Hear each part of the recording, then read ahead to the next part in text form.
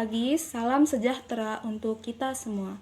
Kami dari kelompok 7 ingin mempresentasikan hasil kerja kelompok kami yang beranggotakan saya sendiri, Meli Juliana sebagai moderator, kemudian rekan-rekan saya, Amanda Pertiwi sebagai penyaji, Francisca Catherine sebagai penyaji, Jimmy Sushanti sebagai penyaji, Juria sebagai penyaji. Kami di sini akan mengangkat materi pendidikan dan sistem pemerintahan di Indonesia. Untuk itu, mohon disimak paparan yang dapat kami jelaskan. Bagi audiens semua, terima kasih. Pengertian penduduk. Penduduk secara umum adalah semua orang yang berdomisili di wilayah geografis suatu negara selama jangka waktu tertentu, serta sudah memenuhi syarat-syarat yang telah ditentukan oleh peraturan negara. Seseorang atau kelompok bisa dikatakan penduduk jika sudah atau menetap di wilayah Indonesia selama kurang lebih 6 bulan dan atau mereka yang berdomisili kurang dari 6 bulan tetapi memiliki tujuan untuk menetap. Penduduk di suatu daerah cenderung memanfaatkan kekayaan alam di daerah tempat tinggalnya untuk memenuhi kebutuhannya. Masyarakat di daerah bekerja sebagai petani karena banyaknya lahan pertanian yang tersedia, sedangkan penduduk di kota lebih banyak bekerja sebagai pekerja jasa, karena di kota merupakan pusat pemerintahan dan perdagangan. Perkenalkan, saya Meli Juliana dari kelompok 7 ingin memaparkan materi mengenai sistem pemerintahan di Indonesia. Sistem pemerintahan adalah suatu sistem atau alat yang digunakan negara untuk mengatur jalannya sebuah pemerintahan sesuai dengan pada kondisi negara, dengan tujuan untuk menstabilkan serta menjaga negara tersebut. Sistem disebut dengan susunan dan jaringan. Menurut Muhammad Mahfud, MD, sistem pemerintahan negara adalah mekanisme kerja dan koordinasi atau hubungan antar ketiga cabang kekuasaan, yaitu legislatif, eksekutif, dan yudikatif. Oleh karena itu, dapat disimpulkan bahwa sistem pemerintahan adalah suatu hubungan dan susunan antar lembaga-lembaga negara yang saling berkaitan dan berkesinambungan. Sistem pemerintahan di Indonesia ini mengalami beberapa perubahan. Dalam sistem tersebut, pemerintahan dapat berubah dari waktu ke waktu. Perubahan disertai dengan perkembangan serta pertumbuhan di setiap zamannya. Untuk itu, saya akan sedikit menguraikan beberapa perubahan yang terjadi di Indonesia. Pertama, sistem pemerintahan Indonesia pada tahun 1945 sampai 1949. Sistem pemerintahannya pada saat itu berbentuk periode dalam kesatuan. Sedangkan sistem pemerintahannya yaitu presidensial. Bentuk pemerintahannya adalah republik, sedangkan konstitusinya adalah Undang-Undang Dasar 1945. Kedua, sistem pemerintahan Indonesia pada tahun 1949 sampai 1950. Pada saat itu, konstitusinya menggunakan Undang-Undang Dasar RIS. Ketiga, pada tahun 1950 sampai 1959. Sistem pemerintahannya adalah republik, sedangkan sistemnya yaitu parlementer. Sedangkan konstitusinya yaitu Undang-Undang Dasar. Kemudian ada beberapa lembaga-lembaga di negara Indonesia, yaitu yang pertama ada lembaga legislatif yang terdiri dari DPR, MPR, serta DPD. Kemudian yang kedua ada lembaga yudikatif. Lembaga yudikatif itu terdiri dari MA atau Mahkamah Agung, Mahkamah Konstitusi atau MK, Komisi Yudisial atau KY, selanjutnya lembaga eksekutif. Ketiga, lembaga eksekutif itu dipimpin oleh presiden dan wakil presiden dan juga dibantu oleh beberapa menteri dan lembaga negara lainnya. Selanjutnya ada BPK. BPK adalah singkatan dari Badan Pemeriksa Keuangan. BPK merupakan lembaga yang memeriksa serta mengelola tanggung jawab tentang keuangan. Mungkin cukup sekian yang bisa saya sampaikan. Untuk itu saya mengucapkan terima kasih. Selanjutnya akan dijelaskan oleh rekan kami. Penggunaan media pembelajaran penduduk dan sistem pemerintahan di Indonesia. Yang pertama, media audiovisual tentang kependudukan. Media audiovisual tentang penduduk yang merupakan jenis media yang bisa menampilkan unsur suara serta gambar yang bergerak. Unsur suara atau unsur gambar tersebut berasal dari sebuah sumber, karena media audiovisual dapat mempermudah dalam menyajikan serta menerima pembelajaran maupun informasi serta menghindarkan salah pengertian mengenai tentang materi kependudukan.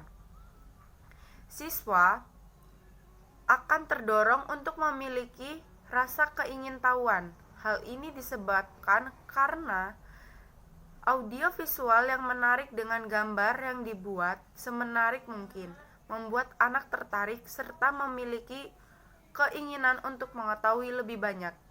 Yang kedua, media pembelajaran tentang lembaga-lembaga di Indonesia. Media pembelajaran yang dimaksud berupa bagan merupakan macam-macam lembaga negara di Indonesia untuk membantu siswa agar dapat mengingat materi ajar dengan tingkat kesukaran yang tinggi. Haruslah menerapkan penggunaan media bagan dengan materi lembaga-lembaga di Indonesia. Selanjutnya, kelebihan media pembelajaran yang digunakan pada materi penduduk dan sistem pemerintahan di Indonesia. Yang pertama yaitu menumbuhkan minat belajar siswa karena proses pembelajaran menjadi lebih menarik. Yang kedua yaitu memperjelas makna pembelajaran sehingga siswa lebih mudah memahami materi dan tujuan dalam pembelajaran. Yang ketiga yaitu metode pembelajaran akan lebih bervariasi sehingga siswa tidak akan merasa jenuh selama proses pembelajaran. Yang keempat yaitu membuat siswa menjadi lebih aktif dalam kegiatan mengamati, melakukan, mendemonstrasi dan sebagainya. Kelebihan media pembelajaran yang digunakan pada materi penduduk pada sistem pemerintahan di Indonesia. Yang pertama yaitu banyak waktu yang diperlukan dalam menyiapkan media pembelajaran. Yang kedua, perlu adanya usaha lebih baik dari waktu dan materi. Yang ketiga yaitu pembelajaran tidak bisa dilakukan secara mendadak dan harus dipersiapkan jauh hari dari hari sebelumnya. Sekian, terima kasih.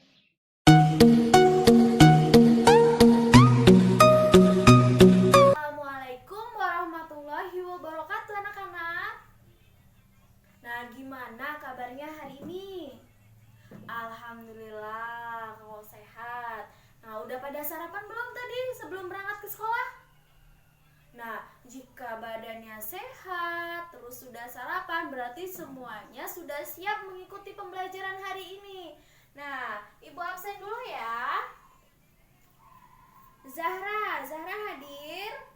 Ya, Fahmi hadir? Ya. Ada Rahma hadir? Vicky, ya masuk semuanya ya, alhamdulillah. Nah, sebelum kita memulai pembelajaran, kita berdoa terlebih dahulu. Ibu yang mimpin doa ya. Nah, sebelum pembelajaran kita mulai, kita berdoa terlebih dahulu. Berdoa dimulai. Berdoa selesai. Nah, Ibu ingatkan lagi, kita harus selalu disiplin.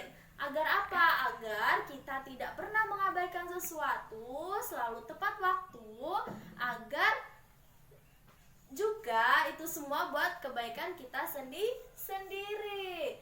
Nah, sebelum memulai pembelajaran, kita menyanyikan lagu wajib nasional. Kita menyanyikan lagu wajib nasional yang berjudul Garuda Pancasila sambil bertepuk tangan. Nah, kita nyanyi 1, 2, 3. Garuda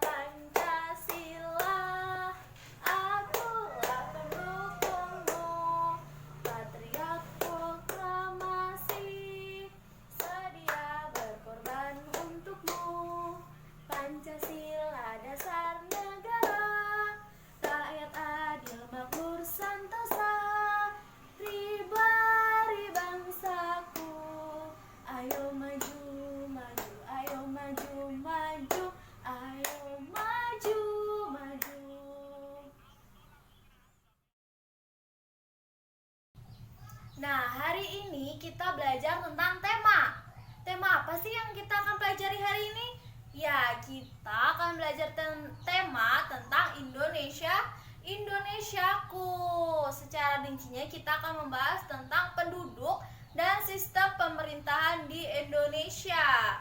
Nah, Ibu tanya, siapa yang tahu penduduk itu apa?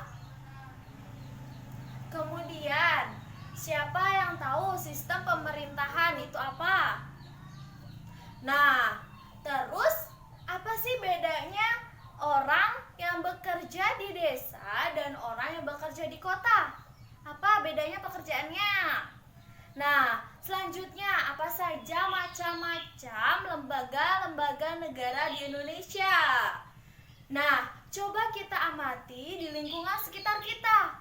Apa sih pekerjaan orang yang ada di kota dan apa pekerjaan yang ada orang yang ada di desa? Nah, untuk lebih jelasnya lagi supaya anak-anak lebih paham, Ibu punya video tentang animasi tentang penduduk.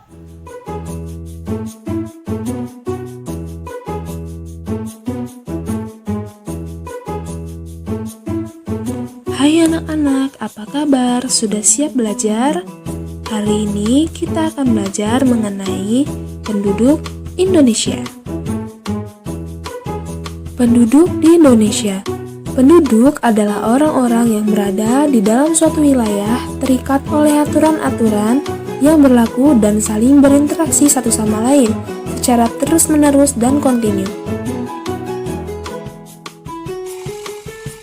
Pengertian penduduk adalah kumpulan manusia yang menempati wilayah geografi dan ruang tertentu.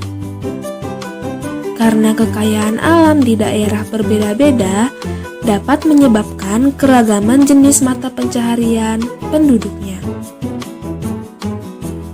Penduduk di suatu daerah cenderung memanfaatkan kekayaan alam untuk memenuhi kebutuhannya. Selain itu, keadaan lingkungan suatu daerah juga mempengaruhi jenis pekerjaan penduduknya. Masyarakat di desa bekerja sebagai petani karena banyak lahan pertanian yang tersedia.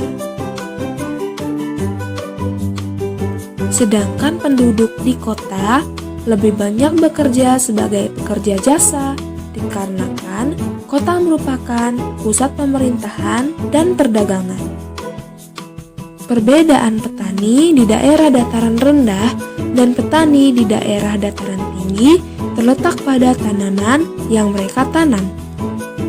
Petani di daerah dataran rendah menanam padi dan palawijaya, sedangkan petani di daerah dataran tinggi menanam sayuran seperti kol dan wortel.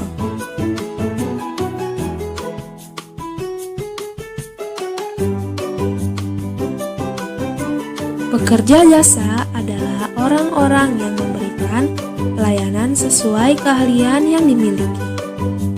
Contoh dari pekerjaan jasa yaitu dokter, guru, penjahit, konsultan, dan pengacara. Gimana? Seru kan belajarnya? Bila ada yang belum dipahami, jangan malu ya untuk bertanya kepada gurumu. Terima kasih, sampai bertemu di hari-hari berikutnya.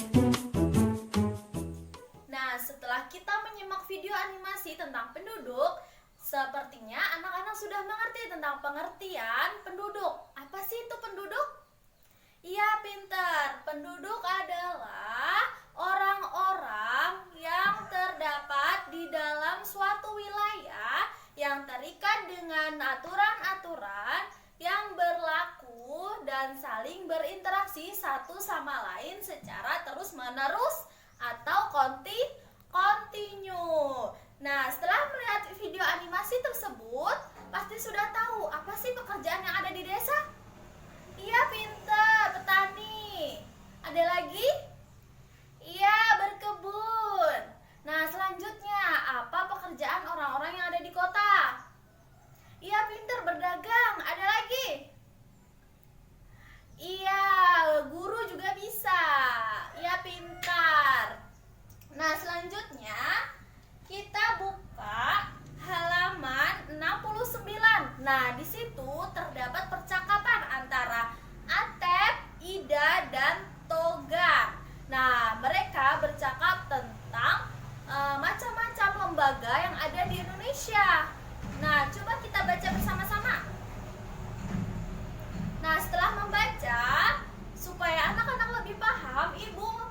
media tentang lembaga-lembaga negara di Indonesia. Nah, yang pertama, lembaga-lembaga negara di Indonesia yang pertama ada lembaga legislatif, yang kedua ada lembaga yudikatif, ada lembaga eksekutif, ada BPK, ada Bank Sentral, dan KPU. Nah, setelah ini lembaga-lembaga negara di Indonesia, apa sih tugas-tugasnya antara masing-masing lembaga ini? Dan anggotanya apa saja? Nah, kita lihat. Lembaga legislatif ini mempunyai tugas apa? Kita cabut nih buahnya. Kita buka. Nah, di sini ada penjelasannya. Iya, nih, lembaga legislatif. Lembaga legislatif yaitu lembaga negara yang memegang kekuasaan membentuk undang-undang. Jadi tugasnya yaitu membentuk undang-undang. Apa sih anggotanya? Apa saja anggotanya? Yaitu ada DPR, ada DPD, dan ada MPR. Nah, yang selanjutnya yaitu ada lembaga yudikatif. Kita coba lagi. Ada yang mau membaca? Ya, kita baca bersama-sama saja. Ya, ada lembaga yudikatif. Lembaga yang memegang kekuasaan di bidang kehakiman. Jadi siapa yang salah? Ini berurusan sama lembaga yudikatif. Nah, dan juga menyelenggarakan keadilan guna menegakkan hukum dan keadilan. Apa saja sih anggotanya? Siapa saja? Ayo. Ada Mahkamah Konstitusi atau bisa disingkat dengan MK, dan ada Mahkamah Agung atau MA, ada Komisi Yudisial KY. Nah, selanjutnya ada lembaga eksekutif. Ada lembaga eksekutif. Nih, kita baca. Lembaga eksekutif. Lembaga eksekutif adalah yaitu lembaga yang memegang kekuasaan pemerintahan. Anggotanya yaitu ada presiden dan wakil presiden, dan ada dibantu dengan menteri-menteri dan lembaga-lembaga negara lainnya. Nah, selanjutnya ada BPK.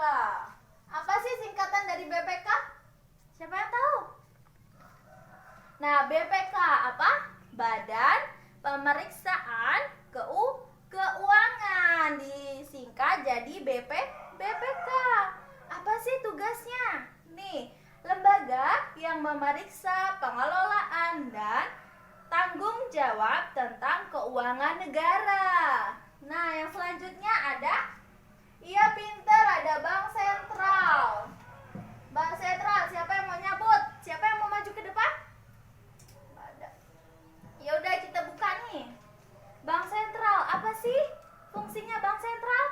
Bank yang mengatur kebijakan moneter dan mencetak uang. Bank Sentral di negara Indonesia ini apa? Bank apa? Ayo.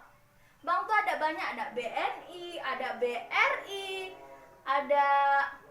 ada bank-bank syariah lainnya. Nah, yang mencetak uang di Indonesia bank apa? Iya pintar, Bank Indonesia. Yang terakhir, lembaga-lembaga negara di Indonesia ada apa? Yaitu ada KPU. Siapa yang tahu singkatan dari KPU apa? Iya, Komisi Pemilihan Umum. Apa sih tugasnya? Tugas pokok KPU dan fungsi KPU yaitu merencanakan, mempersiapkan, dan memimpin jalannya pelaksanaan pemilu. Jadi semuanya yang mengurus pemilu yaitu adalah KPU. Sudah paham anak-anak? Nah, jika sudah paham, Ibu punya soal nih. Nah, soalnya nggak usah ditulis, langsung jawabannya saja. Nah, langsung. Soal pertama. Apa saja macam-macam lembaga negara di Indonesia? Apa saja? Ayo disebutkan saja. Sudah? Yang kedua, apa saja anggota di lembaga yudikatif? Apa saja ini tadi lembaganya? Anggotanya apa saja? Nah, ada lagi. Apa kepanjangan dari KPU? Apa kepanjangannya? Dicatat. Nah, selanjutnya, apa tugas dari lembaga legislatif? Ya. Nah, soal yang terakhir yaitu apa tugas dari lembaga eksekutif? Ya, jika sudah, kumpulkan jawabannya ke depan.